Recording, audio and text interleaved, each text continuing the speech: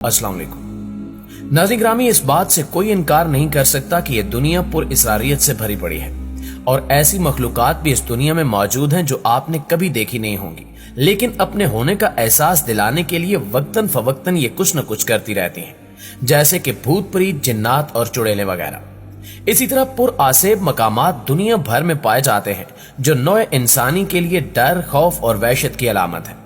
लेकिन आज हम आपको अपने प्यारे वतन यानी पाकिस्तान के चंद खौफनाक तरीन मकामात के बारे में बताएंगे जिनकी हकीकत जानकर आपके रोंगटे खड़े हो सकते हैं। लिहाजा तहम्मुल के साथ वीडियो को आखिर तक जरूर देखिएगा ताकि आपको पाकिस्तान के वहशतनाक मकामात से मुकम्मल आगाही मिल सके।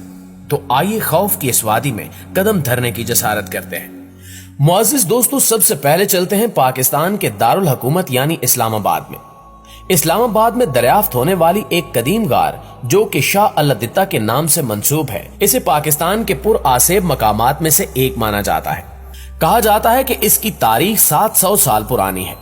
इस गार में या इसके करीब वक्त गुजारने वाले बहादुर अफराद बताते हैं कि गार की दीवारों से अजीबो गरीब आवाजें सुनाई देती हैं, जैसा कि दो लोग आपस में सरगोशियां कर रहे हों। सयाहों के मुताबिक इस किस्म की आवाजें ज्यादातर रात को आती हैं।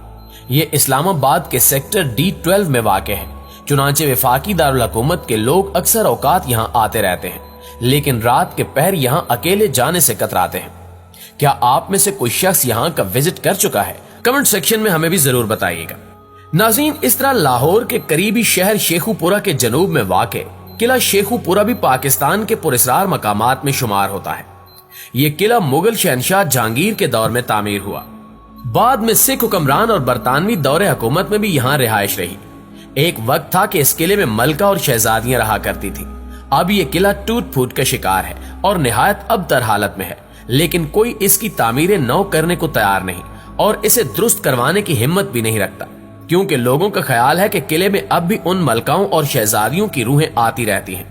मकामी अफराद के मुताबिक कई सदियां कबल इस किले में रहने वाली मलका की रूह अब भी यहीं रहती है और वो गैर मुतल्लका अफराद की मौजूदगी सख्त नापसंद करती है।